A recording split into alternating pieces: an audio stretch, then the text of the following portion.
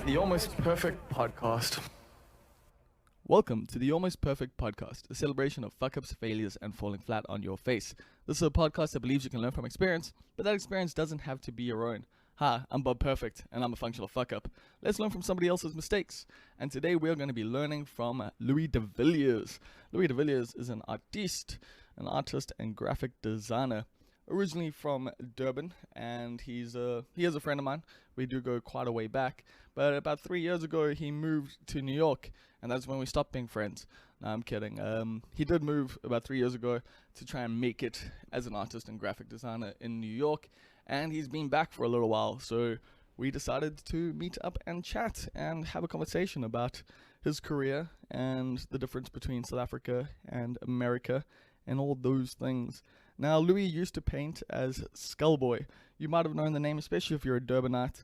And if you're a Joburg art cat, you probably know about him too, because he's exhibited at the Kalashnikov Gallery quite a few times now. He's done a few solo shows and been a part of group exhibitions there a bit. And that's, one of the premier galleries in the country. And in Durban, he was well known for putting on his own exhibitions and stuff. Him and a few other cats used to dominate the art scene a bit. They actually put a lot of life in the Durban art scene back in the day, and were very instrumental in a period of time that, was kind of awesome. It was before the first Thursday vibes, and was before now, obviously, because that's how the past works. But yeah, he was very instrumental back in the day. He even painted the 8 Morrison building when 8 Morrison was still a thing for a brief 3 minutes there. And yeah, he's been given a lot of cool work. He's come back to South Africa to do art. So in New York, he works as a graphic designer mostly. He does art on the side there.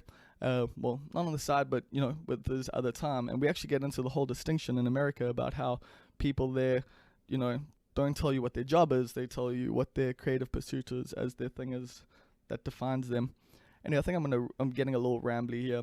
But yeah, it's a cool conversation with someone who has a very unique viewpoint on the world, I think. Well, not very unique, but relatively unique, and who's very candid and open and honest, and I appreciate that a lot. I think there's a lot to learn from Louis in this conversation about a positivity of sorts, of that things are going to work out. Also about, belief in yourself, also in being honest and candid about, the things that you enjoy. We get into, open conversation about drugs. We get into funny bits about, he shares some stories, let's just say that. He tells us quite a few different stories related to that. And we also, just learn about the struggles, man, how hard it is to move to New York as a South African, where you might have a little bit of a name, here, but then you go there and you're nobody and you become insignificant. And so we chat about all of that, and I love the conversation that we had. We had a few beers, we had a few blunts. I don't know, if that's the thing I'm going to do again. It depends on the person, I guess. If someone else is chilled with that or someone else is into that sort of vibe, then I guess I'll do it. But it's not something I'm going to make a common thing. So I do want these to be relatively sober conversations as a concept, as a whole vibe, I guess. Anyway, other than that, I have set up a Patreon account. I did mention that last week on the Lindy Johnson episode.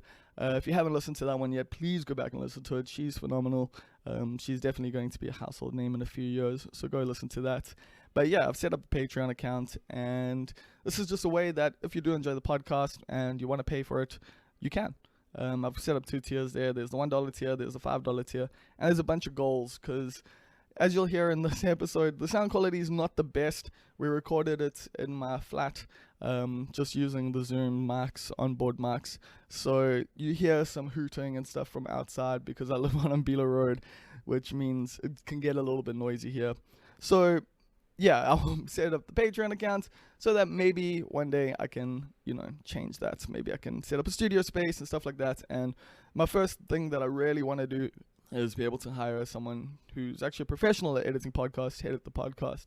While I'm enjoying learning the skill, it's not my main thing, and it does take up quite a bit of time, and eventually one day I would like to pay somebody else to do it.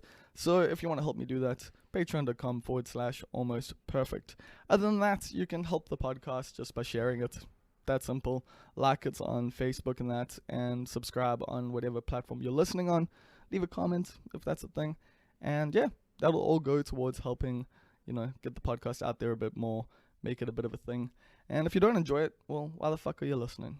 Anyway, that's it. I think that's a good enough preamble for now. You can enjoy I'm stuffing this one up. But yeah, you can enjoy this conversation with Louis de Villiers right now. To probably hear the sirens outside, because we are coming at you live from my ghetto deluxe department in the sky. Yeah, so what's happening, Louis?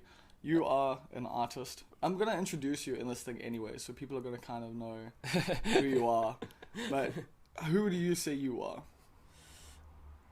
Jeez, you rolled into the real existential question, right? Well, real not in the existential matter, more in the... What do I do? What am I... In the, we're both at a bar and we're making small talk. Okay, cool. I fuck with that. So, my name's Louis de Villiers.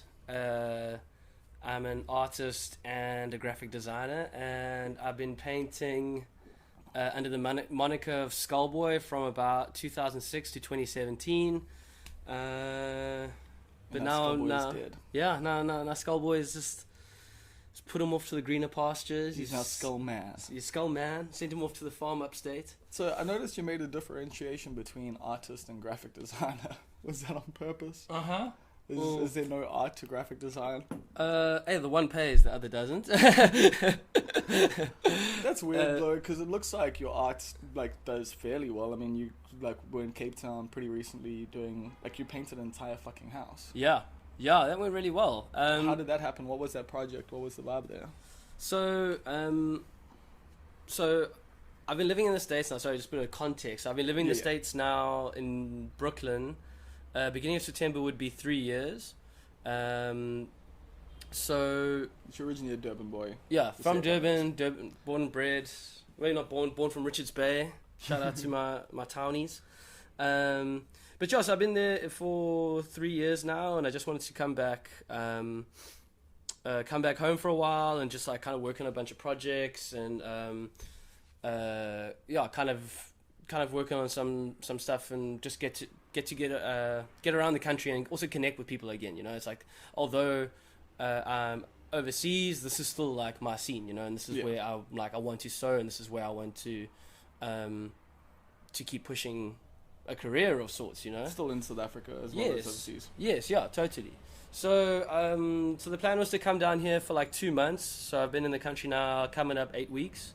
So I had a solo show at Kalashnikov Gallery in Johannesburg. That was at the beginning of September.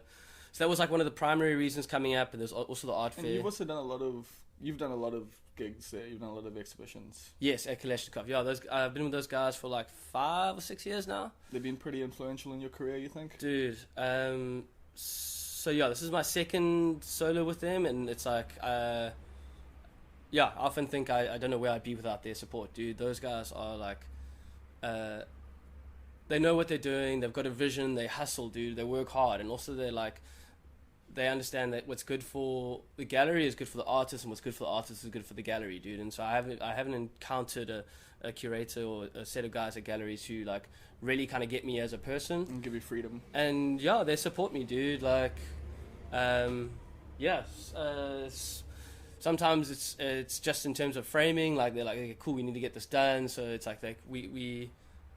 they'll make things happen to allow my work to be the best, and it's good to be held accountable like dudes like that, they're doing their best, they're bringing their A game. So if I'm not bringing mine, fuck, I'm wasting our time, Yeah, and will they give you shit if you're fucking around a little bit? Because sometimes you take your time, I assume.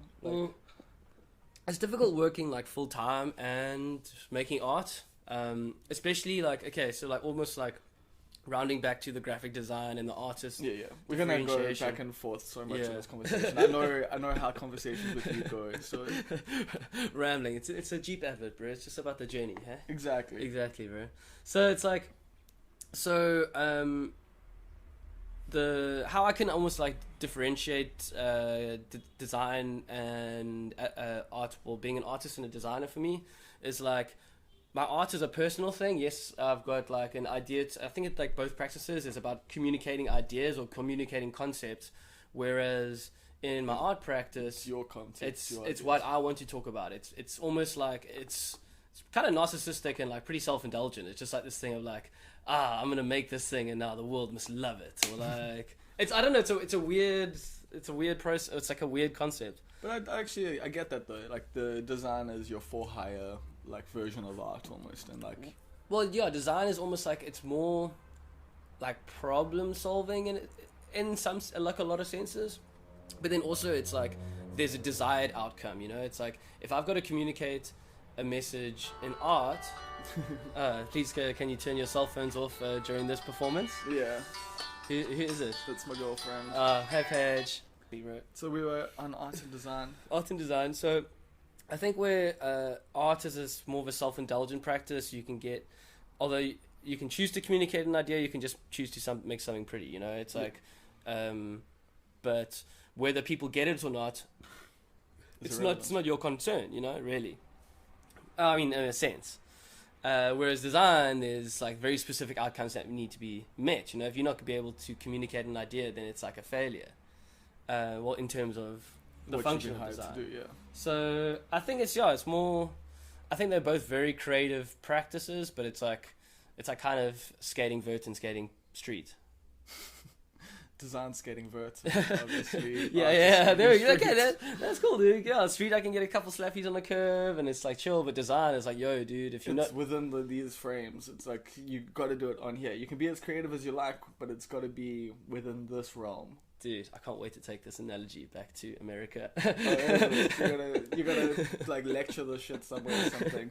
You get asked to speak at Harvard. But do you get asked to like speak at any things? Not really. Not really. I mean, Not yet. It's quite a. Because what's your positioning in America? Because like in South Africa, I mean in Durban, you've always kind of just been too big for this place. Like even Thank you, since sir. well, like you have like since you started like your career like as an artist. Because I mean you started out as a graph artist and kind of made your name there, which we'll probably get into just now.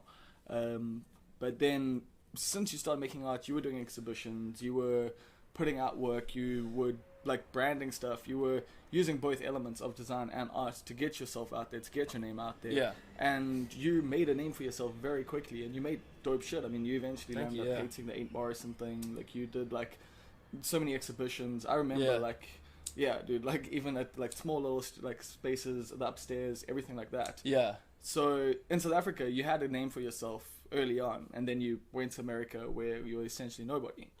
And so, where are you now? And what have you been doing there? Still nobody, I guess. Nobody. I don't know. Hey, it's like it's been an interesting, it's been quite an interesting process, because it's moving. It's like I've had to move to a new place, and it's like, although we grew up on the same TV, the same internet, the same. We didn't like relate it the same way, bro. We don't. Yeah, it's like almost are sometimes like some real cultural shortfalls that you have to like navigate. Like America's not exactly how it's shown in South Park. No, totally. So yeah, it's just been the past couple of years. I've been just trying to like settle in and try to find a scene and like try kind of Find your tribe. see what paths to walk.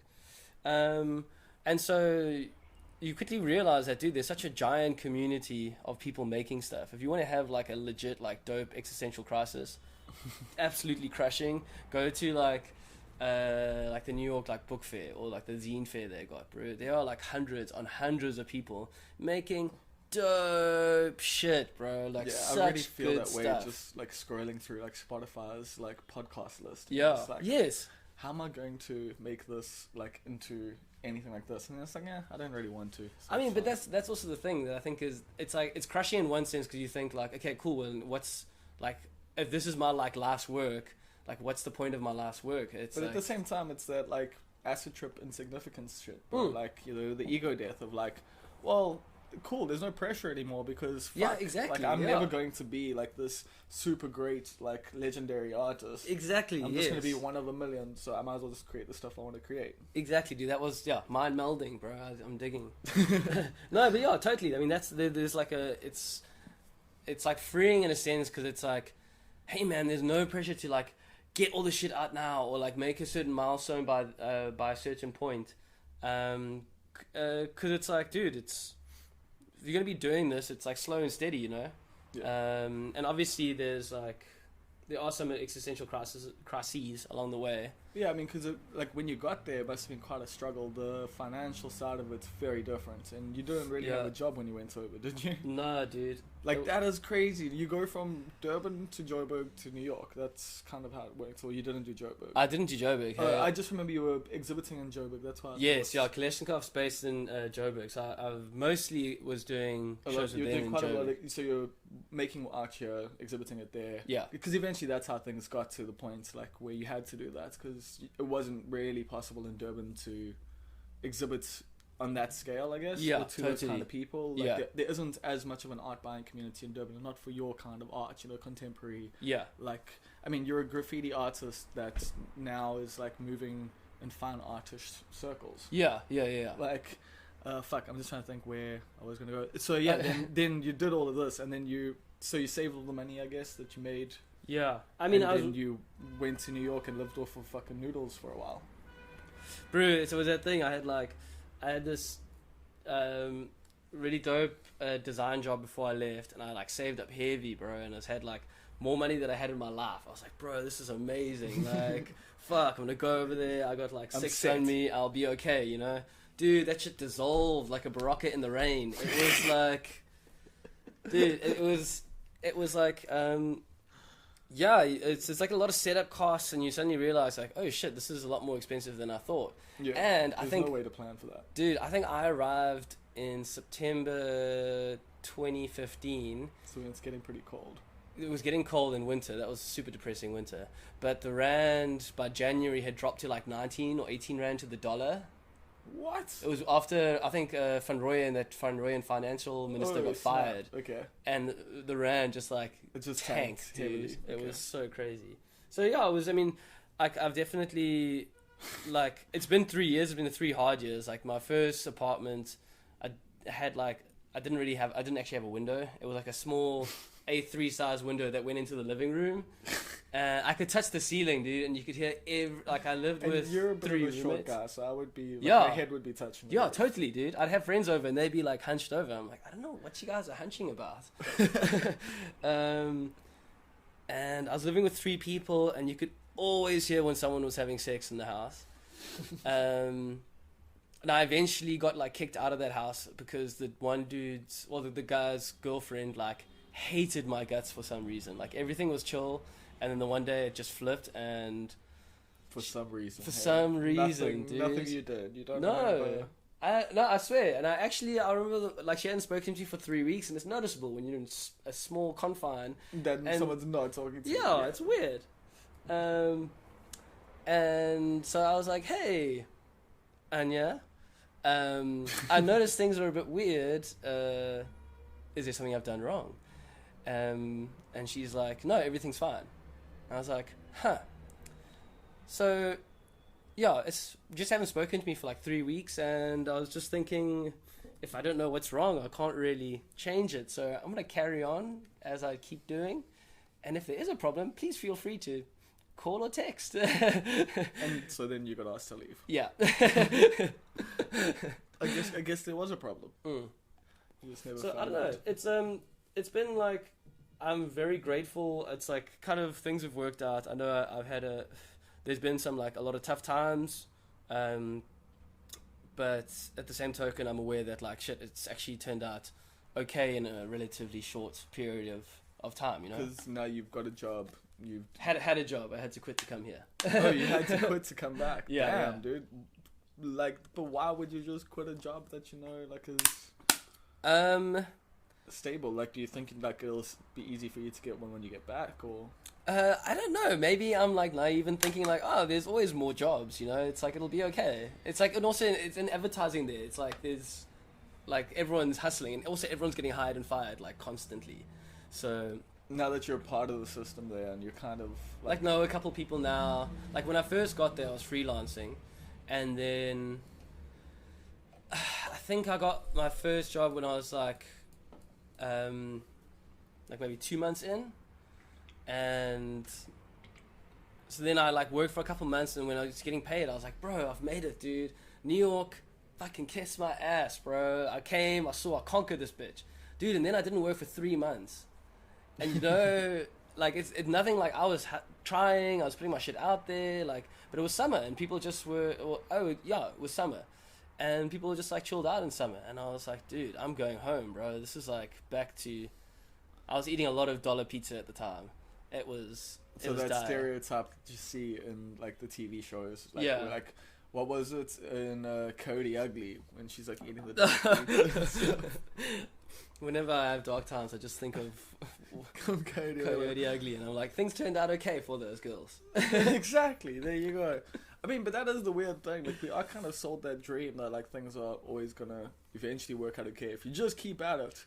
And like, I'm always worried that, you know, I'll be the one that doesn't. no, but dude, I actually like still quite believe that, because it's like you think. Like, there are a lot of artists that die poor. Like, there are a lot of. Oh no, like, I mean, I don't. musicians. Like, there's so many people that, you know, like the career doesn't work out, and like they do land up getting other kinds of jobs and stuff like that. But I mean, that's also what you realize. One of my favorite things about New York is the way people identify themselves. Is like, so it's like, say at the beginning the same scenario, you're at a bar, you're at a party, you introduce yourself. They all introduce themselves as like filmmakers, illustrators, artists, musicians. And you're like, oh, this is dope, dude. Everyone's like making such cool shit. But they're No, dude. But then I remember the one time I was talking to this dude, and he was like, no, I'm an illustrator. He had some really cool drawings. And we were chatting, and then he mentioned teaching, and I was like, hold up, dude. So do you teach? And he's like, yeah, just during the week. And I was like, oh, wait, how long have you been teaching for? He's like 6 years. Don't worry about that. And he carried on talking about like what he actually did, and I thought that was so refreshing, because it's like, I feel like like your job's just like this thing you do on the side. yeah, I mean, that's kind of weird, because I have had a lot of jobs where that's the same thing, and like the thing I'm doing is like, I'm a writer and stand-up comedian when neither of those things were making money for me for so long. Like, but I mean, I think that's what is also kind of like, it's an interesting like shift, because I feel like in South Africa you define about your income, the thing that makes you money. Yeah. Yes, which is kind of bullshit if you think about it. Yeah. It is like, it's ridiculous, because I mean the whole mindset is that like, I'm making money so I can afford the basic necessities, so I can have a roof over my head and get sneakers every now and again, and then I can also do this other thing. So, which is, I've always kind of liked about also my relationship with graphic design, is that like, yes, although work is selling, and like there's actually getting some return on the work, it's just awesome to have the stability, work moving. But yeah, I've got the freedom where my rent's paid, I've got food on the table, and now I've actually got money to like try to do this weird art thing, or like I can fund this, like I can get photos done, or buy materials, or you like can come back to South Africa for a few months. Exactly, and, like, yeah. work on a few different projects. Exactly. So it's like the one hand washes the other, you know. What's the party scene like in New York? Like, just trying to imagine, because I know you as quite a joller, so I think I've chilled out a little bit. because you have to, because it's so fucking expensive, or just Kind because you're of. getting a bit older. But also, all like, you motherfuckers are such bad influences. is it us that's the problem here? No, dude. No, some people you hang around with in Durban are definitely bad influences. Yeah. No, okay, I definitely say there's more. Maybe I've just found myself more in like the kind of the bar scene. Yeah. I mean, there's just so many different scenes and layers. I think it's like those things where it's like, oh, the underground New York. I'm like, yes, I think that to an extent that exists, but that's like you have to dig to get to that shit, dude. That's like the reason it's underground is because it's fucking underground. And New York's so big that like you like would just miss underground shit. Totally, dude. But I was actually talking to a friend about this, and in terms of like the level of partying, or I mean maybe it's just in like cocaine, but I mean partying in general, is that here you get coke in like bags, and over there you get coke in little vials. Yeah, these glass vials. They're so fucking irritating, dude. It's probably better for the environment. Possibly. It's a little too much evidence for me, and then also you have all that coke left in the glass, and there's like no way of getting it. It's quite devastating. I mean, but anyways, I need to get to my point. I was gonna say, but you can put some water in there, maybe. A little swisher up. And then it becomes a solution, because it's an old joke that eye drops, right? No, oh, there you go. But there's this old joke that cocaine's never a solution unless you mix it with water. Okay. Your point. Anyways, so And also over there, like, you don't fuck around in bars, dude. There's no, like, 4 dudes going into a cubicle. Like, that shit does not exist. Yeah. And so it's always, like, a one at a time, passing off, and then it's always bumps. O's don't really bang rails. That shit is, like, tight, So do you think dude. people party a little bit tidier because they're just doing tiny bits of coke? Yes, it's like little bumps, but also they're by entire rails? themselves. It's just like this casual thing, and also like O's aren't really like getting fucked up, dude. It's like I think there is definitely like Because there's a level of professionalism that you've always got to maintain, maybe. because you actually might meet someone who could like help you and like network. It's like I've had to learn the hard way, dude. Oh, is it? Did Yeah. you fuck up a little bit at the beginning? Like go to house parties and say it starts at 8 and I'll be there at like 9, Yeah. and then just me and my homie is like, oh, it's still pretty early, and we're like smoking weed and drinking, and by the time the party actually kicks off at 12, I am like wasted, dude. I am like no good to anybody. I'm like, I'm getting my ass home. But anyway, so I think also here, like with it being in bags and everyone just banging mad rails, it's like there's also a culture of just like 4 dudes in a bathroom or 4 people around a plate. It's It's more like of a communal, yeah, it's fun, like you- group activity. yeah, so there's like this weird like sharing a peace pipe or something, and then it's also because there's like a little energy around it. There's like you're kind of all egging each other on, you know. Yeah. And so it's like when it disappears, you're like, well, let's get another one. Yeah. Like, where over there keep pretty tidy. Hey, like I've definitely seen a lot more action in the past few months here than I have in a while. So you're looking to get back soon, so you can just return to some sort of normality. Jeez, dude.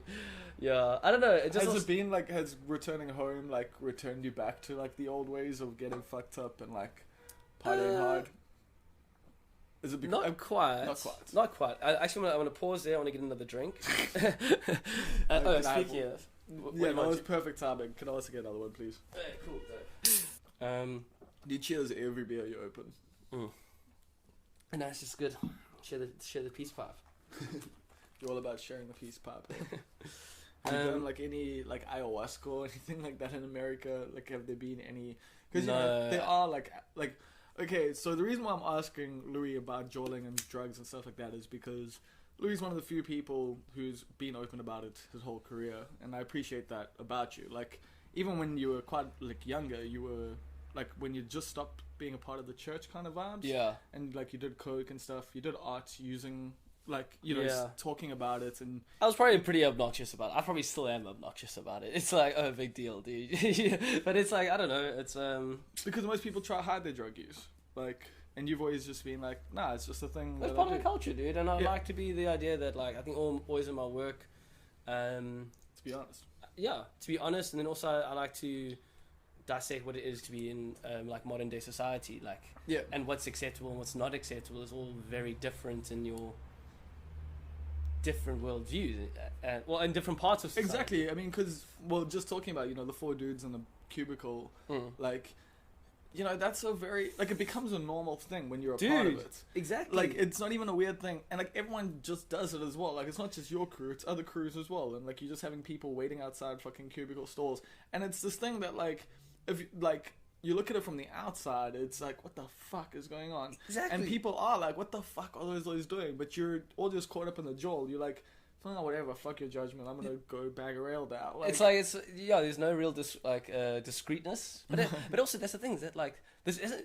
I mean, I think there is widespread use or jawlage, but I mean, still there's a lot of good God-fearing folks who be like, what the fuck do you mean you queue up in a dirty cubicle with 3 other people at least, and just like.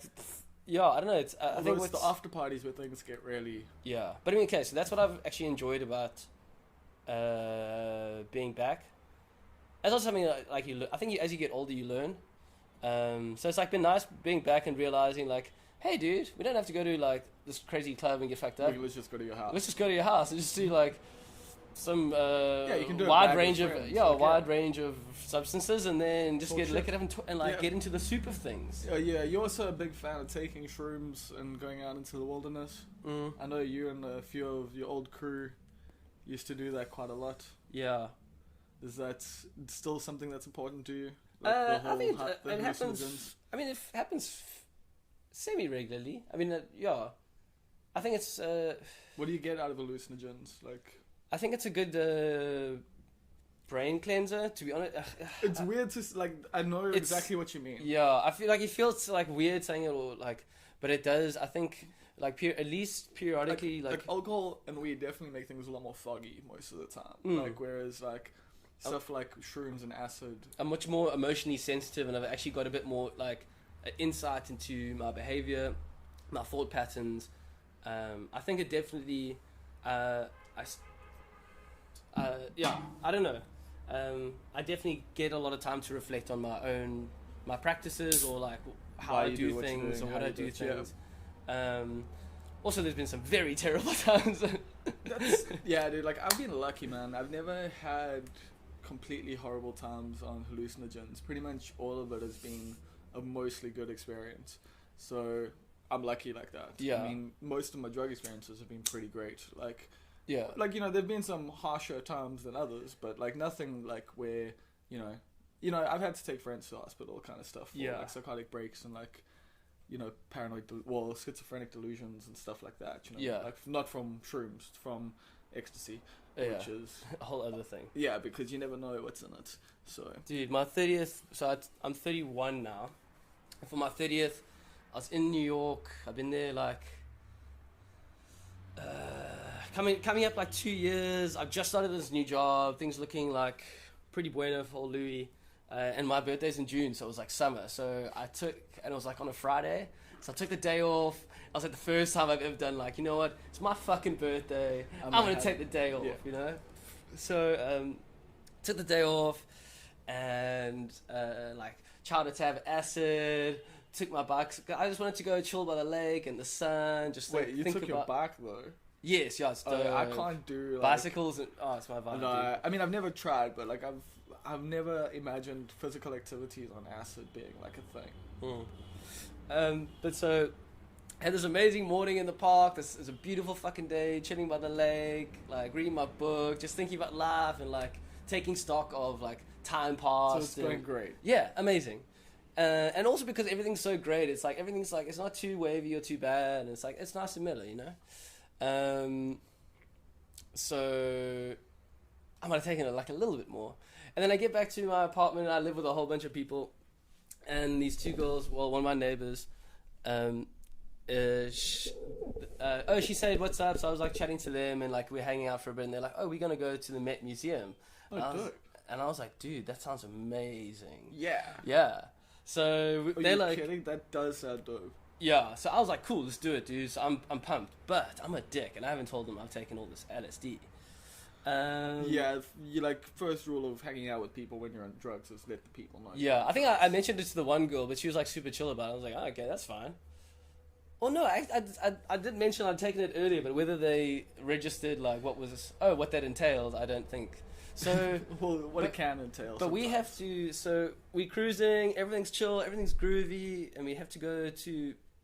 We're going to the subway station because we have to take a 40-minute subway to the Met. It's like 45 minutes to an hour.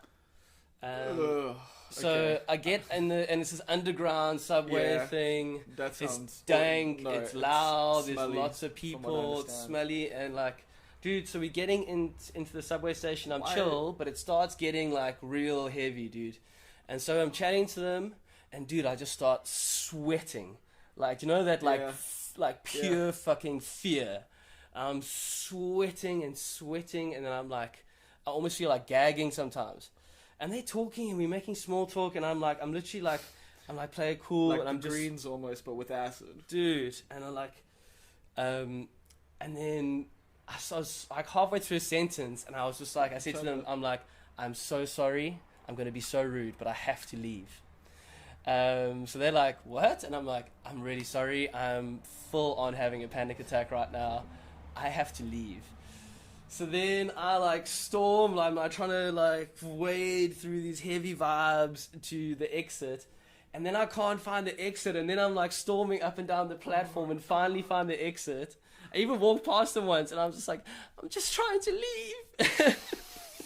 And I burst out of the subway. It's like these like newish friends. Yeah, fairly new. They're still friends, kind of. Yeah, they're chill. And then so I burst in the sunlight, and I remember sitting on the pavement, just like That sunlight must be glorious, driving, though. dude, just like for 10 minutes, just sweating, just like coming down from this super heavy vibe, and then just like retreating to my bed and like cartoons. That's...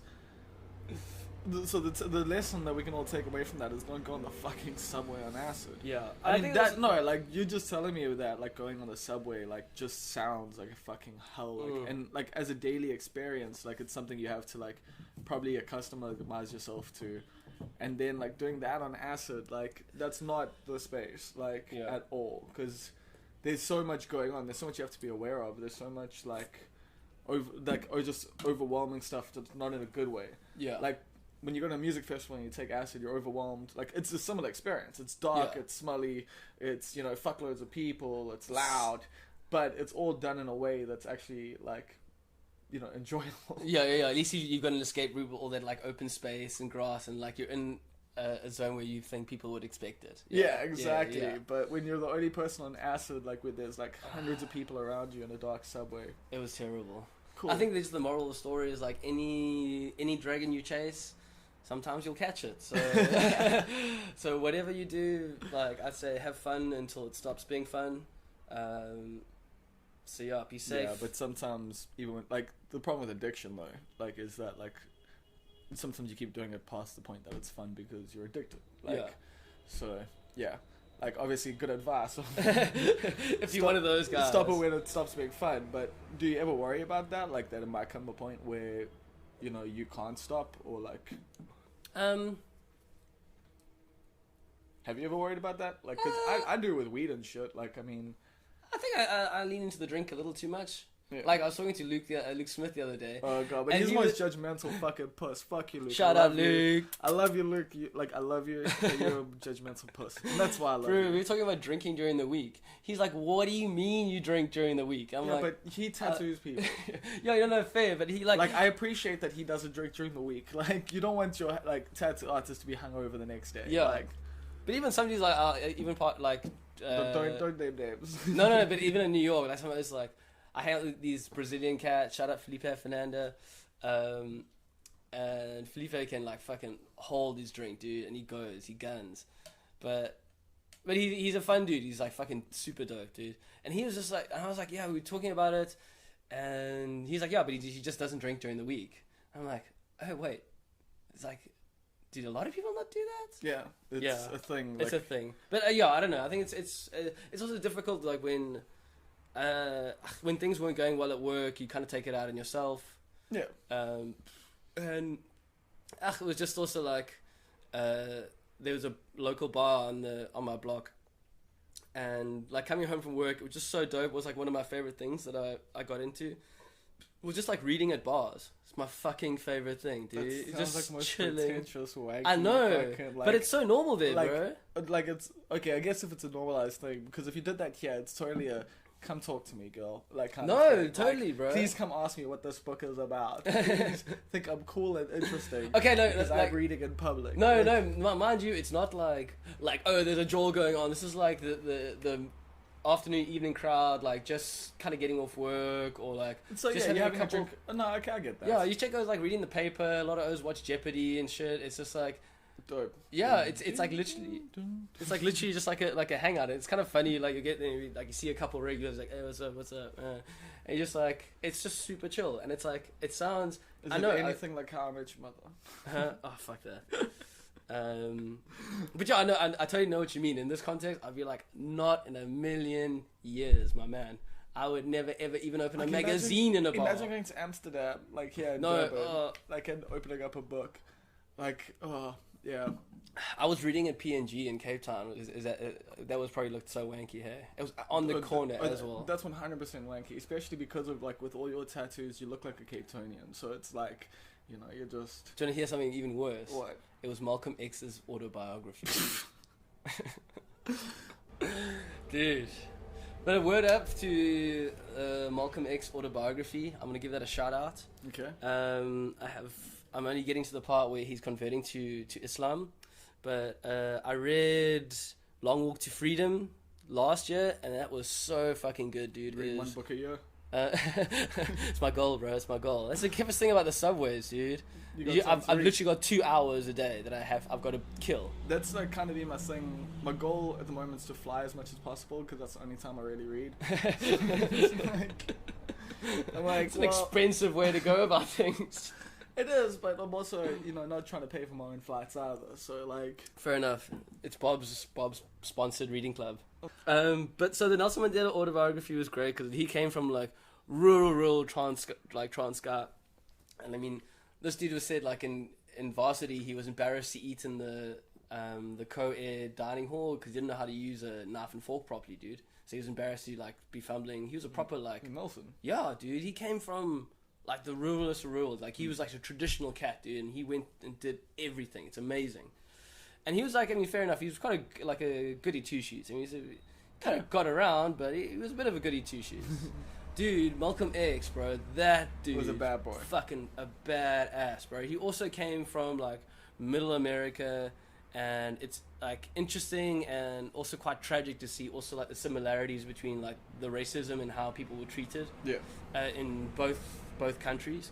But then he moved because it was normalized culture from like Europe essentially, like that. Yeah. Like, was taken to the rest of the world and made into laws and made into like fucked Fair. up like.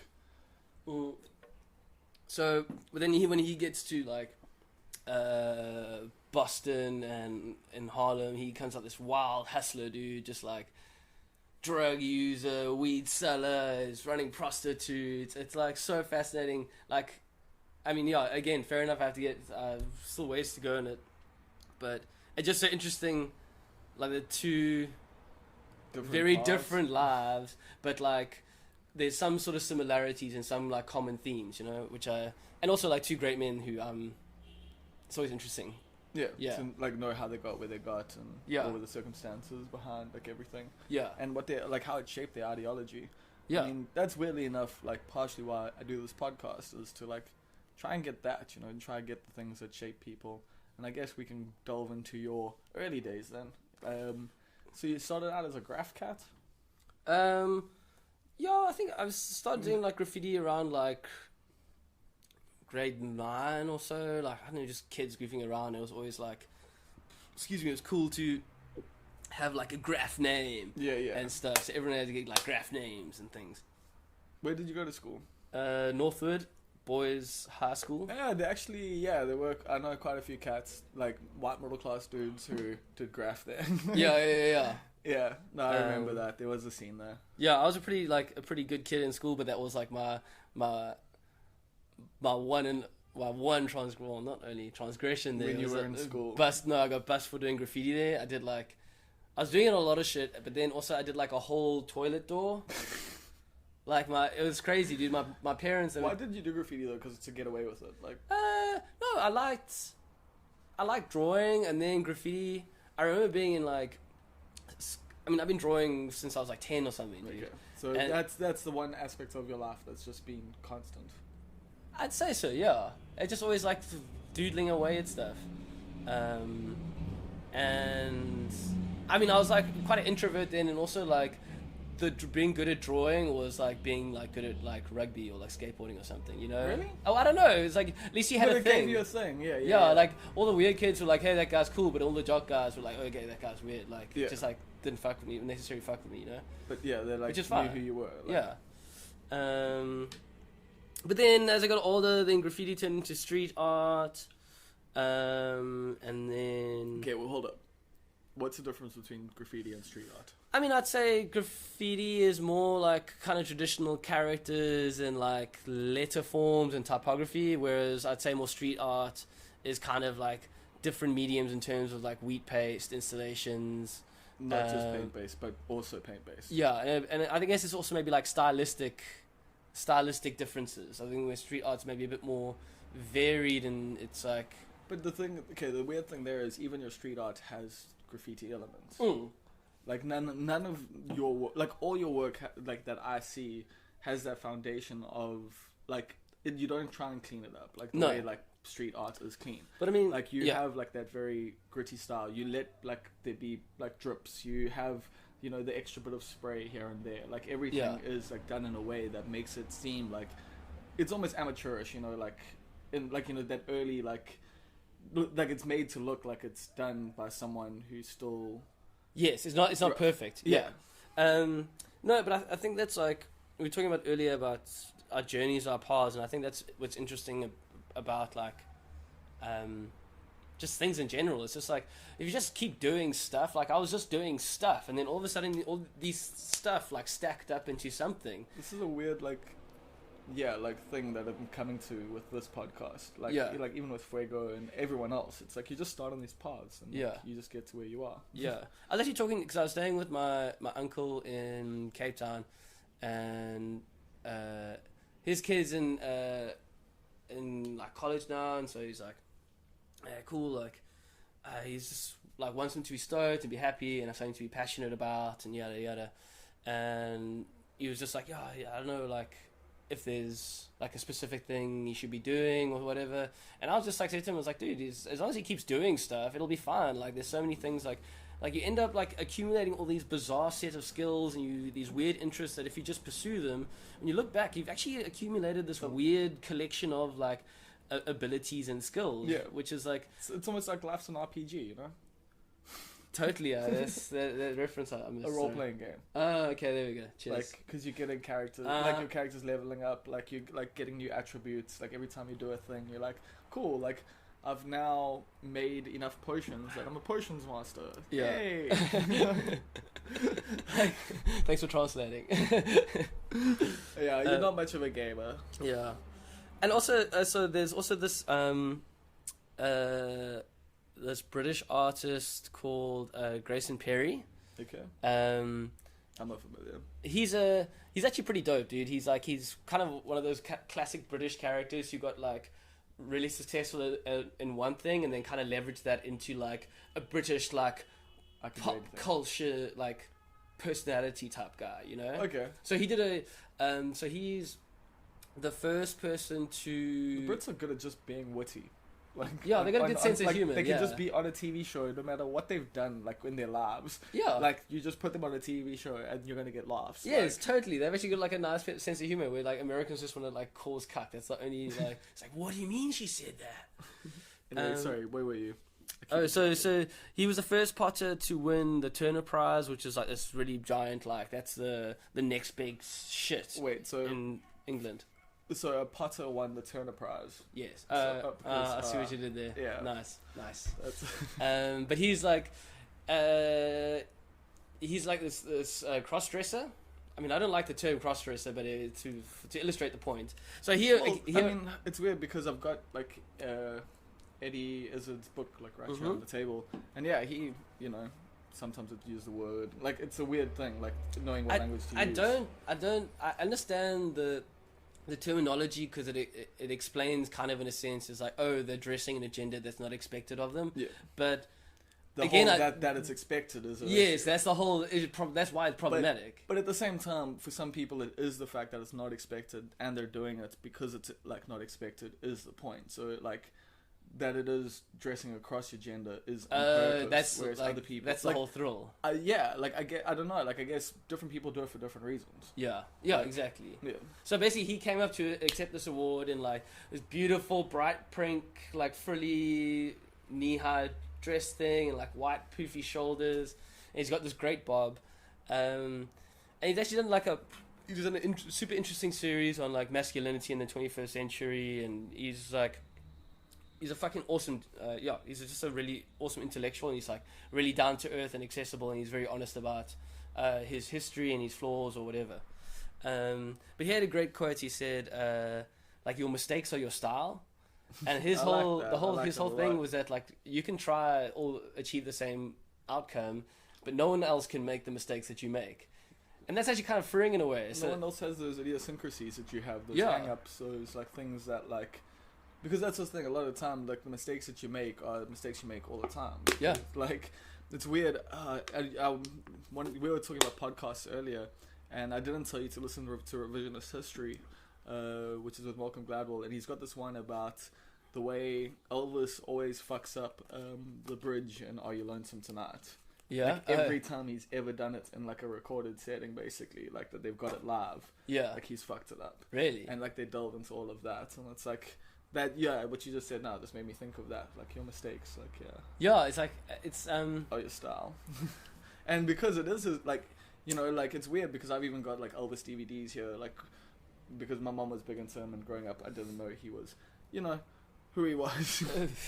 So I like appreciated him a lot when I was younger, and yeah, so I've got that, and that is the thing that like stands out when he like, you know, plays Are You Lonesome Tonight. You see him. Like, that's what you remember. chuckling Yeah. along, like and like, yeah, like getting caught up in the moment, and like, you know, it's like the veil is dropped, like almost. It's even like though he's still like projecting, like, you know, a sense of coolness. It's Yeah. also not. It's like a slice of humanity. It's just like you're like, oh, he's like, it's something you can respond to there. Yeah. And also I think it's quite freeing. It's like when I was younger, I was doing like quite laboured illustrations and like quite worried about making things like pretty. Yeah. And so I'd like labour over things and like, yeah, I don't know. It was just like, it wasn't necessarily a fun process. But then when I just got looser and was just like, you know what, fuck it, dude. Like, if something drips or something doesn't work out, I can just paint over it. Or Yeah. like... But do you not do it intentionally at all? Like add like those like elements, or is it just a byproduct? I paint quite quickly. I like getting like excited and like play some like jiving like fucking Okay. dope rap and like get the juices flowing. And then like when I work quite quickly, but it, like intentionally, and so that like it's flowing. It's like it's honest, quick lines, you know. Because Yeah. if you labor or if you hesitate, you're not going to pull a nice line. So. That is the trick to spray cans, like essentially. Yeah. Like is that like when you start out, you like do it so slowly, and it's just like looks so horrible. And then as you get older, you just go. No, but I mean, even talking about just using like a pencil or a paintbrush, you know, like I mostly use these like oil pencils now, and I work on paper and I stick it against the wall and I dig it because it's like, it's a nice feeling of like you push. There's like a good resistance, you know. Okay. Like I don't like working on canvas because it's soft. There's nothing to push up against, whereas like this, it like, I don't know. There's like this nice energy, and if you just keep flowing with it, and it's just like if you hit a couple bumps, it's just like fuck. There's a bump now, dude. It's like move on, you know. Did you ever listen to what was it? Me First and the Gimme Gimmies? Mm-hmm. Yeah, where they like fuck up in the one song and they're like more notes. Mistakes are just more notes. Yeah, I don't know, dude. It was just like really freeing, and also just not to be like, okay, cool. Like it doesn't always. I don't like necessarily like making pretty art. Pretty art's forgettable, but if there's something like off color or like disturbing or aggressive or I don't know, raw about something. I mean, you're describing your own work. Yeah, like, exactly. pretty, like- It's like it needs to hit a note of sorts, you know. and so is that always your goal? Like you just want to hit a note. Do you know? Okay, so Do you care about? You said earlier you don't care about the notes. You don't care if like, you don't really care if it does hit or not. Like it was kind of what you said earlier. not. There was maybe like a little flippant, but like it's kind of like it's one of those things. It's like I think this is a great idea. I hope you get it, but if you don't, I still think it's a cool artifact. And but it's also like you can't please all the people all the time. It's not my vibe. It's like you're kind of speaking to kindred spirits, you know. Reminded me of another joke. I can't remember who said it, but it's you can't please people all. Yeah, you can't please all the people all the time. And last night, all those people were at my show.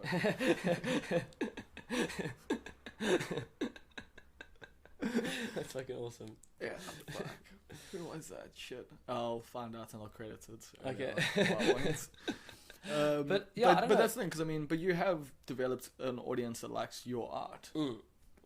Which I'm always like so grateful for, and there's always just like I think it's that classic like loser complex person. Like you look at it sometimes, and like there's a lot of like almost all the work that goes out of my studio. I'm just like fuck yeah, I'm stoked on this. Yeah. And it's like, but it's like I mean that's all I can really get from it, you know. Like if I'm stoked on it, it's like really self-indulgent. I'm like I'm not doing this to pay bills. I'm not trying to get them to like my work. I'm doing this because I started doing it, and for some unknown reason, I keep doing it. So is it like a thing? So you're saying like you're not really making money off of it? Like, do you put all the money you make from it back into it, or like are you trying to save that at all? Like what? Like because you know obviously some people would be Like, I know David Letterman or whatever doesn't spend any of the money he makes on his TV show. You know? Bro, he gets 12 million for 6 episodes. And he just puts that money, like, away in the bank or whatever. Like, so, you know, I'm just trying to think, like, you know, do you do a similar thing? Like, your one job's, like, you know, the thing that pays for everything, and the other one you're putting money away? Or does it all, like, come together, like... Well, I generally use my design practice to pay for my art. So usually whatever happens with the art, like, kind of funds my time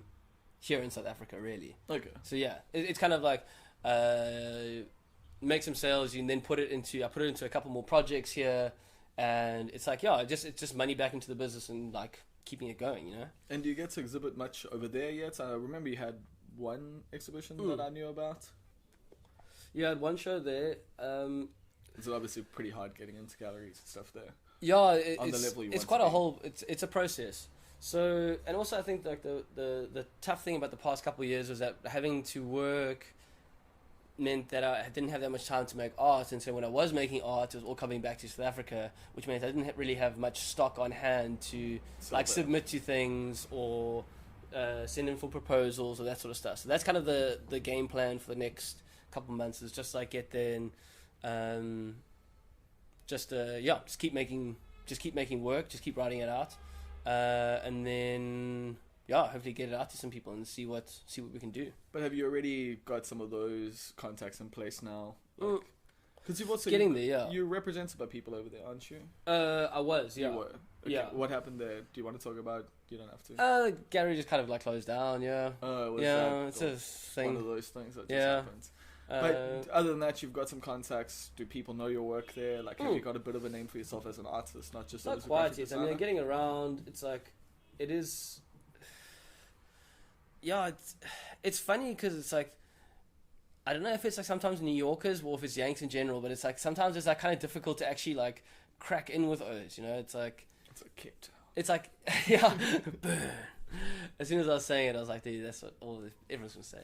It's like, bro, like I've literally had conversations where like someone will, like I'll be with this like homie, and then someone will see him and they'll start talking to him, and then like it'll be like 2 minutes into the conversation, I'm like, hey there, I'm Louis, and like I just like been looking at my homie the whole time, and it's like, well, guess I'll just stand here. Watch me burn. And also, yeah, it's just like I think in Durban and Cape Town and Joburg, when you go out to places, you kind of see a lot of the same crowd. So at least through over time, you build relationships with people, and you get closer, and you actually like. You build those relationships. Whereas in New York, you can go to the same place every You night. never see the same ones. You actually be really intentional about like about your time and going to see people and be like, yo, let's go do this, or like you have to. It's not like you're gonna like bump into each other. It's like, oh, this is so crazy. I mean, yeah, because like even like last night, I just went to drop kicks after work because I was like, yeah, I want a beer. And I know there's gonna be people I know there. Like, yeah, and there were like 3 tables. Yeah, like I could have just gone and sat at. Like exactly. Yeah, like you don't have that in New York. No. If you bump into someone, it's like weird. You're like, whoa, what are you doing here? So once again, the movies lied to us. Like Sex and the City lied to us because they bump into each other all the fucking time on the Fair enough, it does happen. Like you sometimes bump into people, which is kind of cool. And when it does happen, you're like, oh shit, bro, like, let's go on an adventure. Yeah. The gods have aligned. They've chosen us. So that Cape Town piece you just did, the one that you painted an entire house. Yeah. What was that? Okay, so the project was for a restaurant called Salsify. It's a new project by Luke Dale Roberts and Sandeline Olivier. So they've got the restaurants like the Potluck Club, Test Kitchen, and Short Market. Okay, I don't really know them because I'm not. They're fucking wild restaurants, so they're really good. Cool. I think he was like one of the top 50 chefs in the world at some stage. So they're fucking dope people as well. So this is one of their new projects with one of their chefs that's been with Luke for a long time now, Ryan. And it's at like this heritage site. So this building, it's like it's called the Roundhouse, and it's an actual roundhouse. Yeah, because I remember like you posted like a photo of like paint on a wall, being like, oh fuck, this is a heritage building. Yeah, but then the whole thing's now painted. Was that? Yeah. So basically, yes, they were opening this restaurant in this heritage building. It's a heritage site. The building's like over 200 years old.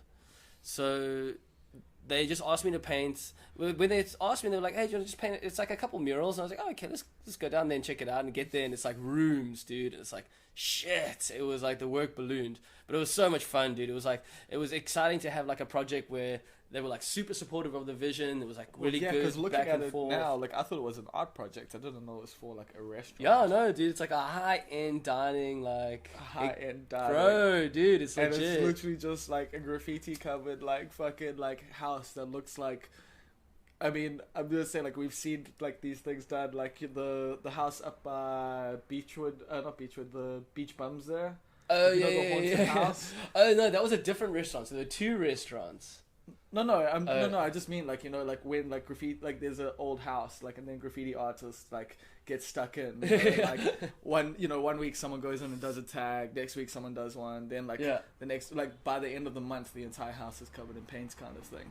Like Yeah. so that's what it looks like. Like Yeah. essentially, it's like a bunch. It's just you that's done it, but it looks like a bunch of graffiti artists. Like So that's the second restaurant. So they were opening Oh. two restaurants concurrently. These guys are like so the other hustlers, one's a mural. yeah. So the heritage sites you did murals. yes, I haven't seen this work then. Yes. Okay. Cool. Okay, no. cool. So this So is I'm like confused. this was kind of like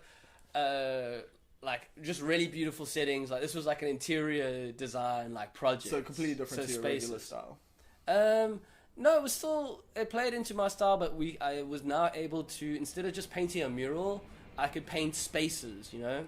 Okay. And it was like, we had to think about what the experience, because it was ultimately 3 rooms, and you had to think about the experience of walking through these spaces and like what paintings brought everything together. Because like, yeah, there's like history around the Roundhouse where there was like 2 main characters who were always there. It was Lord Somerset, who was like the mayor of Cape Town. Okay. It was like Somerset West. yeah. Okay, cool. So it was like that, like the Roundhouse he just commandeered in like the early 1800s, and he just would have like parties there and shit. But he was like a dick, obviously. But then the other famous character who I thought was really interesting is this person named Dr. James Barry, Okay. who she was a woman who pretended to be a man so she could go to medical school, because women weren't allowed to go to medical school then. And then she became a physician and then went on to be like a decorated military surgeon and like went to wars and shit, like fucking owned it, dude. She like did the first successful C-section like ever. She changed the game, dude. She was wild. But everyone thought she was a man until her death. They only found out like 4 weeks after she died that she was a woman. So the shit was like, she was like this fucking baller, bro. And she was one of the attendants at one of the like the locals at this house. The Roundhouse. Yeah. So you found ways to juxtapose those two. Yeah, we kind of talked. It was like kind of writing a narrative about those 2 characters. But it's just so crazy. There's this one wall in the building where it's just like all like the original like rock, like from like 200 years ago. And dude, it's so crazy to think that if you put your hand on that rock, like those people like 200 years ago put their hands on the same rock. And I think that's just so crazy about time and Longevity space of and things. places, you know? Yeah, I mean that's like when I go to Cape Town, I go to the castle and like go to the torture chambers and just like, whoa, this really happened. Yeah. Yeah, like in this room, it's so dark. Like, Yeah. it really like fucks with me sometimes, I guess. Mm. Like that's also the thing. That's just me. Like I look at history and I just go, look at all the horrible things that have happened. Exactly. It's like, yeah, we keep progressing, but at the expense of like So many people. at least the so- robots will take over. They won't have emotions. Yeah. So we'll be fine. So then the second restaurant was called the Commissary. I think that's opening on the 1st of November. Okay. So that's more of like still like really good like casual fare. So but like it's like amazing food, but they're like ditching all like the fancy cutlery and plates and stuff. It's all kind of takeaway, like street market style. Cool. So that's why that one looks a lot more. Yeah, like, so there was a tunnel. It's like on a second floor. So there was a stairway that goes up to the restaurant, and then they've got a toilet in the back. So they wanted to have a graffiti alley. So I got like 2 days and just like a shitload of paint. It was you did that in 2 days. 2 days, dude. I covered like a whole like 2-story alleyway thing. And then we did the bathroom as well. So it was kind of this idea that like, again, like another experiential thing. Yeah, because where that it's is like, an experience. Like, dude, like you walk through, like the place was painted black in the beginning. It was terrible. But now this was like color from the walls to the floor Yeah. to the roof. and like, It's like, yeah, fuck, like the Winston on crack, like. yeah. So like again with like that being a space or experience, like you kind of enter through this really colorful walkway, like this fucked up like It's walkway. dark and colorful. Yeah. Like, yeah. That's the thing. It feels like derelict. Like, Yeah, exactly. And then you go into this like kind of like really nice like beautifully put together space, and then when you go back into the bathrooms, it's like the same like it's fucked got up that big thing. juxtaposition. Yeah, thing. and also I think it's cool because it like then invites participation. You know, I was like, Oh, you don't mind if people drawing your dude, shit. fuck it, dude. That was the whole point. Like, dude, like people must engage and take over. Like, Oh, you're not gonna get worried that someone bites you. Like, yeah. yo, get to my turf, bro. Bro. Dude, it was so Well, funny. that was a big problem, like when you were younger, though, wasn't it? Yeah, I don't know. Like in the graph days, didn't always everyone would like give you shit, because I remember like I did like graffiti for a little while, and I got so like actually I did for a lot longer than like, you know, like I did it for a few years, but like not like properly. And then when I started trying to do it properly, like I just got shat on by like all the guys like in Ambilo. So it was like, yeah, you're a toy and everything else, and I was just like, okay, I guess I'm a toy then. Man, I can't do graffiti no more. Yeah. Well, I mean, I still tried, but also I figured this scene's not for me. These people are dickheads. Yeah, totally, dude. I think it's just like part of the culture, and they felt like if you got a name, then and toy is in the vocabulary, that means if you're a king, there has to be toys, and it's like, oh, that guy's a toy. Like, Yeah. And I don't know, I got a little shit kicked on me. I was like a little biter, like street artist kid, like trying to do shit. And that was also the thing, because you, like, Pastel and a few other cats were doing street art. Like, Yeah. you weren't, like, necessarily graph cats. You were kind of infringing on the graph cats, like, territory in a weird way. we were just like lame. We were basically like the scooter kids at the park, you know, like. Who, I don't know, I think you guys are more like the BMXers. Like, No, we weren't No, that 'cause- gnarly. pardon? We weren't that gnarly. Yeah. But, like, because the scooter kids, like, never did anything cool. Except for the one guy who, like, does the X stuff, like, you know, the Nitro Games guys. Oh yeah. Like, there's that one scooter, like, the dude that goes down the ramp on a scooter and does, like, a backflip. Oh, but when they slam, it's super dope. Yeah. bro. That's my favorite part of scooter. That's the best part. Which I don't know. I think, fuck. So, like, yeah, but did it not bug you that much? Like, was it a part of the culture? Or, like, yeah, how much of graffiti culture affected you when you're younger? Like, or were you just a guy who drew on walls in your own way? I didn't really bomb while I was here because the scene was so small. So it was like as soon as you put up a tag, you ask like 3 dudes, and it's like, oh, it's that guy. Yeah. So I only like bombed like when I was going on vacation in like Hong Kong and Asia and shit. Like, dude, went wild, bro. It was so much fun. Oh, snap, okay. Um, Bumming, for those who don't know, is obviously just going wild. Yeah. Like, Just writing on everything. But Yeah. we did get our asses handed to us the one night. We were just like, I was there visiting a friend in Hong Kong, and then we went out drinking, because you can drink in the streets. So you bounce from 7-Eleven, you pick up, and you just drink, and you write and shit, So and you you get a drink, bit and you write and flagrant. shit. Dude, so we roll into this bar or this club thing, and I tuned Dustin, and I was like, yo, dude, I gotta go to the bathroom. So I go to the toilet. I know it's And I think I was Justin, I'm taking not a gonna shit. implement it, though. Yeah. I think I was taking a shit, and then when I was done, I was like in this cubicle, I had this marker, so I was like, fuck it, dude. I just started busting all over this bathroom. And then after, I was there for like 5 minutes or something, and I hear Dustin in the bathroom like, yo, Louis, dude, where are you? And I'm like, I open the door, and it's just me sitting on the toilet, and there's just like Skullboy is like written all over the bathroom cubicle. So Dustin's like, yo, let's book it, dude. this is not a good scene. So we stumble out into the street, and then we carry on tagging, and these like Westerners start giving us shit about, they're like, oh, you shouldn't write on things, it's not very nice. Because, like, Asians don't give a fuck. They're just like, what are you doing, bro? And they just carry on about their day. Like, it's dope. And then, so we just, like, kind of flipping them off. Like, oh, shut up, bro, whatever. Dude, so obviously the bouncer from the bar had seen the toilet, come out the bar, and seen us kids with markers or spray paint in our hands arguing with some other people. Dude, no, he literally, he had me fucked up all sorts of ways. I think I might have cracked the rib, like. It was like all blood up. I got like a little chip in the ear here from it still. And it's like, dude, like, yo, we got like owned, bro. And it was like, yeah. So again, if you chase a dragon, sometimes you catch Sometimes you'll it. catch it. I mean, yeah, I've had 1 or 2 fucked up stories from graffiti vibes. Like, people take offense. And did you Yeah. ever worry about that? Like, I mean, or what's your argument, I guess, for doing it? Like, for So, writing on other people's When I was shit? painting at the commissary, so the idea was that like there would be like all this graffiti in the hallway, and then like some of it would spill out into the hall because you kind of or into the walls outside.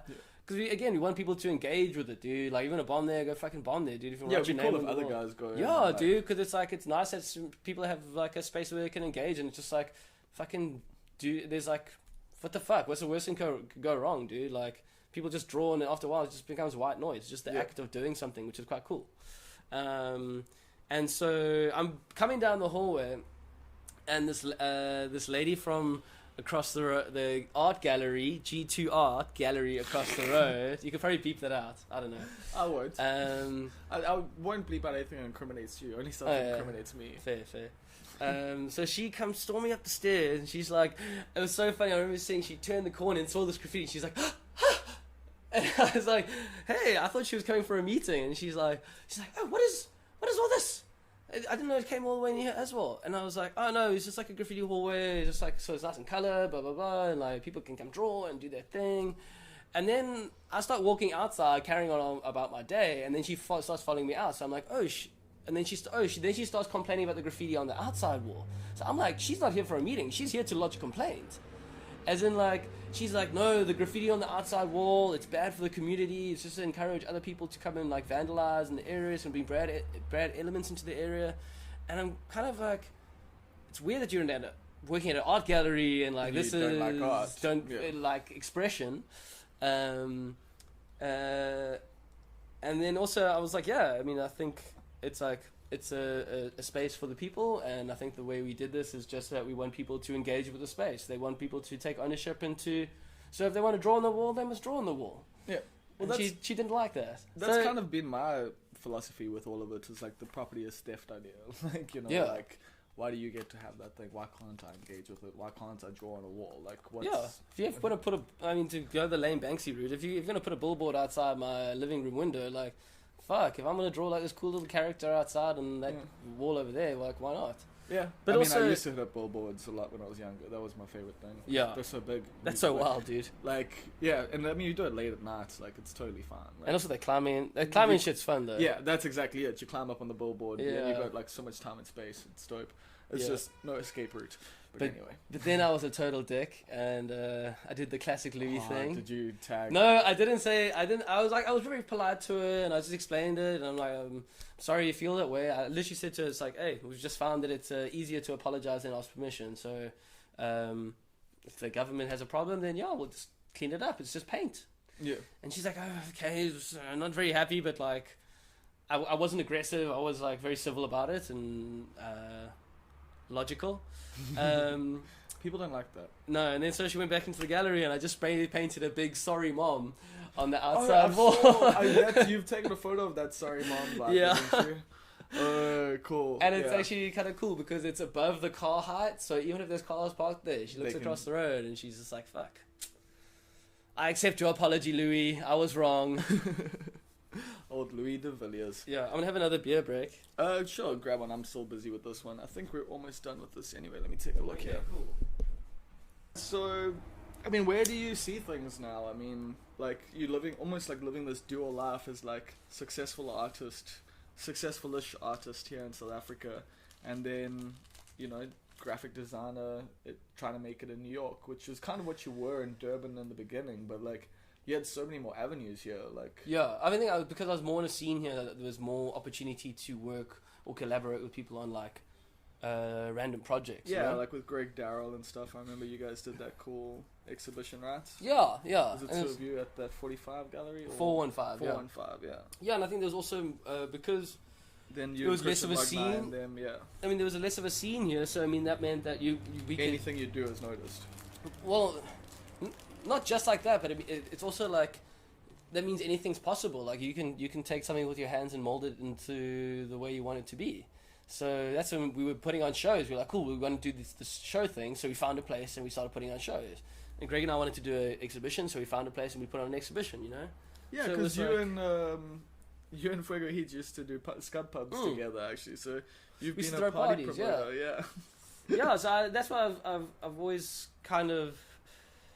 I think it's always good to like kind of give back to the scene in some way. Yeah. And although there's like some parts to me that I don't feel bad about leaving Durban or like necessarily leaving South Africa. I mean, No, I think I do want to learn some skills and then bring them back. Yeah, but I also think it's important for your personal development. Like, I'm also going to eventually leave. Like, it's just like a lot of the things that I work on are still here.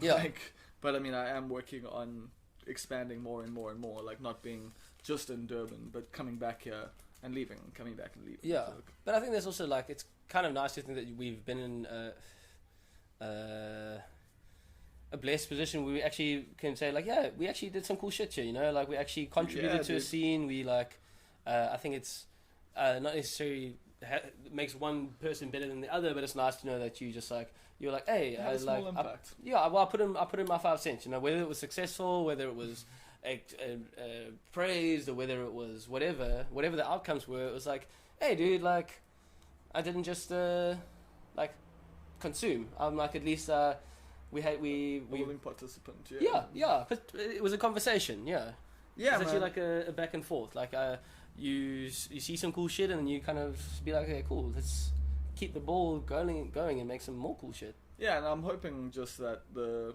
youngsters these days continue that, because like there feels like there's less of a DIY ethic like amongst the community these days, whereas like our scene was very much like, well, we have to just do this ourselves because no one else is going to do it for you. And now it's like no one else is going to do it for you, so no one does it. Like there doesn't seem like the art scene seems like a bit weird here. I don't know if you have any like thoughts on it from the outside. That like, have you kept tabs on Durban at all? Do you see anything from here that you like? I try to, but I mean, it's like I think it's different with the whole DIY thing, because I mean, I think in like different avenues, like music and stuff, there is like a heavy hustle. Yeah. But maybe not so much in the art scene, but it also could be in different scenes within that scene, you know? Yeah.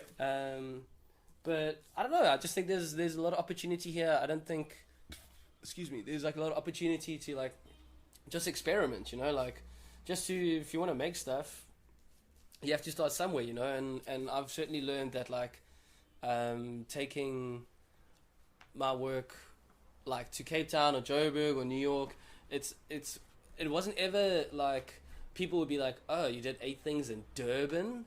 People were like, oh shit, you did 8 things. Like, yeah, exactly. So it's like I think it's just the like we're in a place where we can experiment, like we can try, we can fail, we can just kind of explore these different avenues. You can almost build your name for yourself like outside of here, from here. Like is almost what you're saying there, like because. Totally.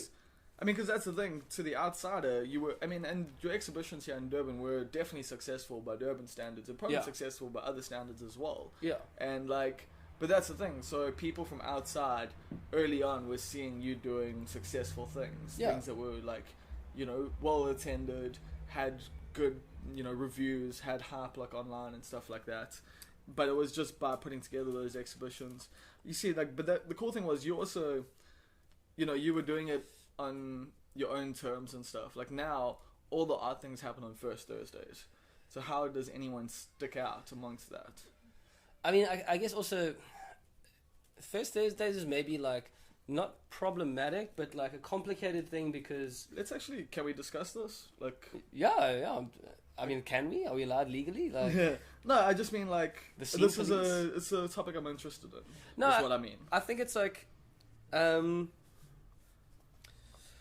again, without like making one better than the other, it's like the idea of like consumption of culture, where it's like some galleries I've heard in Joburg are just like fuck the first Thursdays, because it's like they just basically get like 200 people come in, drink 8 grams of booze, and then bounce. Yeah, like no art is actually consumed. It's just like properly, it's a social event, and I don't think that's necessarily a bad thing, but it's just like, I mean, some of the upstairs events were definitely social Yeah. events. Like those, that was the thing. You guys did make art exhibitions, social events as well. Like yeah, back but I in mean, the- that was the thing. I think it was like, so what we were doing at the upstairs is myself, Tyron Bradley, and Christian Mugner, who are all big names on the scene now. we would put on a monthly exhibition above the then Spigadora at a space called Upstairs. So it was like a bar with like Can you a pass that straight up, please? with a hallway, and so we basically have every month we'd have an exhibition at this space, and we had I think we had some good ones. We had Steak, we had Gerard Human, Marianne Hampton, Matt Kay. We had a couple photo shows, and we had a show called Buy Art, Not Drugs. The one around Christmas time. Yeah. Because we were selling pieces for like $300, and it's like, well, you needed money for drugs. yeah. And it's like, well, if you buy a bag, it's $300, but if you pay $300, you get this cool thing to hang in your house or your bedroom. So I think the whole point of that was that we were trying to normalize the idea of like coming to see work or be creative or be around creative people.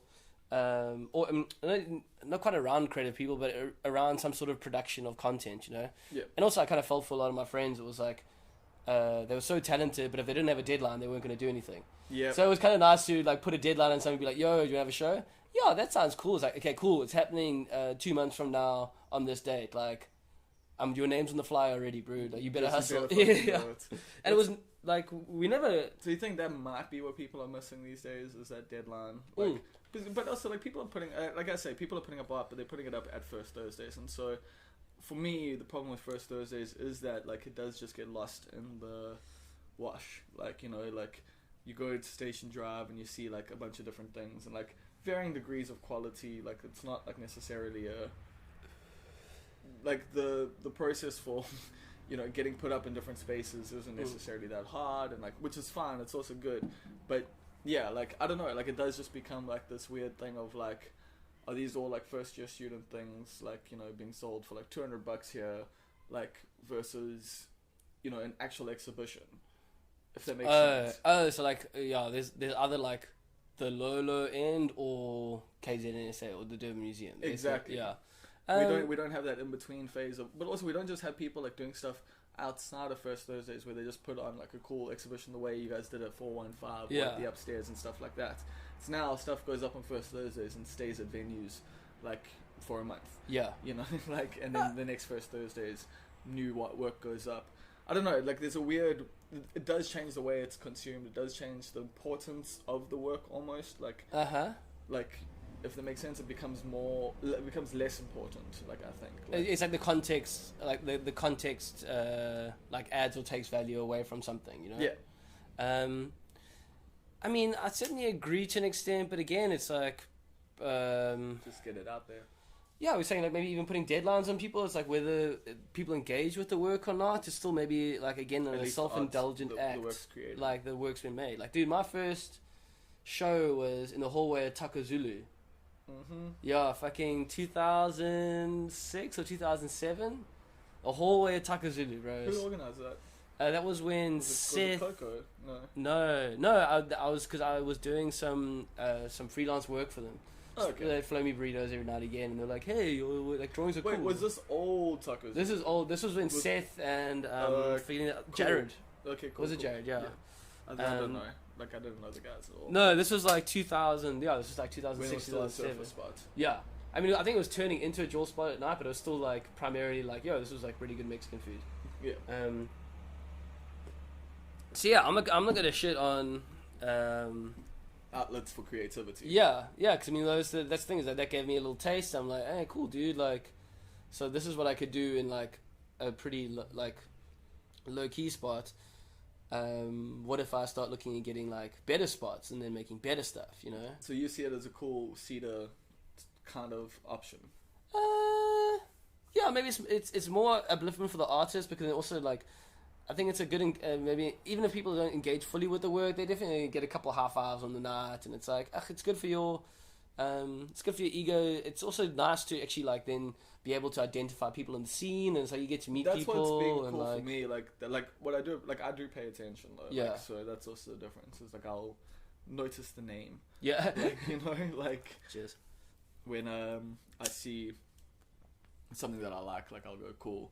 That's let me follow them on Instagram or something like that. Yeah. So I guess but that's what's the thing, is maybe I'm feeling like I'm exceptional and like I, you know, engage with art properly, and, you know, I take the time, and I'm thinking other people don't. But maybe, you know, if even like fucking 5% of the people who go to First Thursdays engage with, you know, some of the art, then the numbers are going to bump up for those people. They're going to get fans. They're going to. Yeah, it's just like it's a social. For me, I just want more than that. I want. Yes. Okay. Yeah. Like, so that's different to First Thursdays. Yeah. Like I just kind of see First Thursdays homogenizing everything, which is like a slight problem. It's a social thing, and I don't think that's necessarily a bad thing. It's just like. Like I do see all its benefits. I just if it's spilled over, yeah. If it wasn't just like this concentrated, like ball of like fucking socializing and like being out and engaging. It'd be nice to like, oh, if you actually spread that out throughout the month, you could have like a few nice Thursdays, and take First Thursdays, but do it every Thursday and do a quarter of it at a time. Yeah. Make that hype last, like section it out. Well, yeah, like, and also that just then gives more gravitas to each thing. Like, it allows you to enjoy it a bit more. It allows you, but I mean, I like that First Thursdays has the carnival aspect to it. Like in that, like there's just so much going on, and like you're not gonna catch everything, and like, so it has its positives and its negatives. I do just like to make sure that people are tempered a little bit, and they're like, everything's great about this thing, and like don't look at the like. Way that it can like stifle stuff as well. Yeah. And that's where I'm just worried about First Thursdays. But at the same time, like you say, it's a great platform for so many different people to get their first taste of. Like, yes, absolutely. It's accessible. Yeah. Yeah. But I mean, yeah, I know what you're saying. It's like, yeah, if we could just like keep that energy going for like. It's like almost because that this event's coming every month. It's like you don't necessarily have to do anything else. It's like there's going to be a crowd, there's going to be pull, there's going to be a vibe. Which I mean, to be honest, when I was like a younger artist, I was obviously stoked and the work was one thing. Yeah. But if the vibe was like fucking hot, then I was like, okay, cool, this was a dope show. Like I can actually like chill out now. Did we pull people? Whereas that's obviously not the real purpose of an artist. Not always. I mean, you want as many people to engage with your art as possible, but like that's not your job. Yeah, and I mean also that's the thing is it's like it's nice because I mean I'll work on a body of work in my studio and I'll have like all these pieces up and it's chaos, dude. Yeah. And then how many pieces do you work on at a time? It depends. Like maybe do you go from piece to piece or like do you work on one thing? Not really. I work generally quite fast. I try to be quite speedy with pieces. To keep that looseness, to keep that energy, because I think it translates. And also, it's just more fun, really. If I'm not having fun, it's like it's a bit tedious. Which is also what I like about like my art practice and design practice. Design practice is very passive in terms of like there's a lot of mental hoops. But like you're just sitting at a computer, like you're sitting down all day. Whereas art, like when I'm actually making art, I'm standing on my feet the whole time. And I'm like doing big. That's how like going big things. Activity, totally. It's like aerobic now. So how do you smoke so much? Huh? How do you smoke so much? Fuck, dude. What, marijuana or cigarettes? Cigarettes. God damn it, dude! I've been smoking like a chimney since I got here. Because it's cheaper. Not just because it's cheaper, but because like. You go out to vibes and like everyone smokes, dude. But in New York, people don't. Oh, it's a pretty low key, dude. Like it's like you can't smoke everywhere, dude. Like you can buy cigarettes. It's gonna cost you $13 to $15, but you can buy cigarettes. Oh, but don't be silly, dude. You can't smoke them anywhere. Like really? It's like you can smoke on the sidewalk. Like most apartments get pretty salty about it. You can't smoke in some parks. Bars is like a heavy no. Some backyards, but that's in summer. Whereas here, even in places you're not allowed to smoke, you can smoke. So. Yeah. That was like terrible. Like with P&G, you can smoke inside, and like you drinking, you talking, you talking, and then you light a cigarette, and then they all light a cigarette, and then the next guy lights a cigarette, and you like it's like almost like a chain reaction, dude. Like I said, you keep egging each other on. Whereas over there, it's like be fucking. Wait, like. So you just need an enabler. That's your. Dude, problem. Totally. I'm just a conduit. I'm a mirror for. The good you're a mirror for society. Jeez, like so, if dude. society's smoking, you're smoking. If society's doing coke, you're doing coke. Like dude, that's it. That's the thing is that like I think, like that's kind of like one of the things I've got like going for me in terms of like networking or like getting into like different circles or tiers of people, is that like if you're gonna have a nice dinner and a glass of wine, I'm like, yeah, that sounds cool. If you want to do like mad blow, go to strip bar, party till 5 in the morning, I'm like, yeah, that's cool. Like, I feel like I've got that same vibe, like, because I am like the same way. Like I'll party with you. Yeah, I'll rock some drugs. Like I'm not like a square. No, it's not like, ooh, I gotta think about this now. Like, I'm also not like the one these days to be like, let's get the drugs, unless it's hallucinogens. Like, I'm like, bro, anytime someone wants to do shrooms, like, let's go do those shrooms. Like fucking me and another mate at the moment, we take shrooms and go watch the MMA. And it's like the best thing. That's too heavy. It's not though. It's really? Like, it's a weird experience, but like it's well lit and like, you know, like people actually can't like. I treat it as like an anthropological like kind of like study, you know, of like just society in general, and like just each time you walk away like just going like, damn, like, but also just it's just a fun experience, man. Like it makes it less real in a weird way. Yeah. Like I don't know if I'd enjoy MMA like in real life. Yeah, you like, get too in your head. Shrooms. Yeah, like, but with the shrooms, it's just like you get kind of caught up in it all. Like, whoa, this is pretty wild. It's pretty fun. So yeah, just to any listeners, like shrooms are always accepted.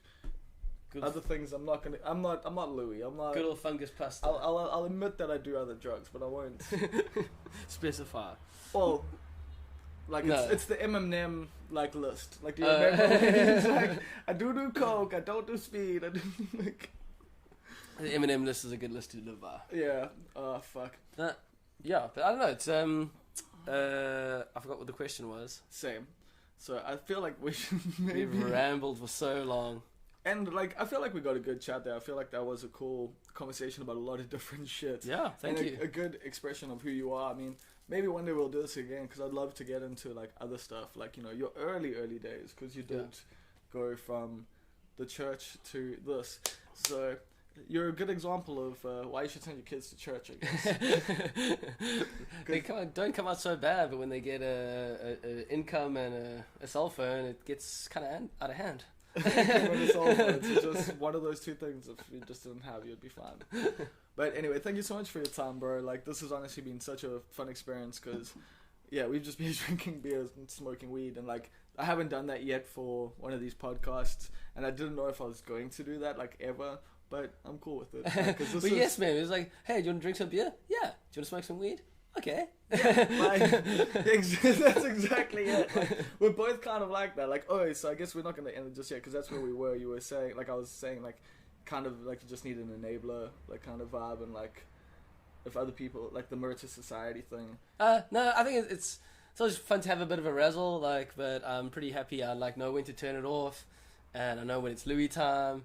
But when there is a good time, and I'm like, I weigh up all the pros and cons, and I'm like, I haven't seen these motherfuckers in a long ass time.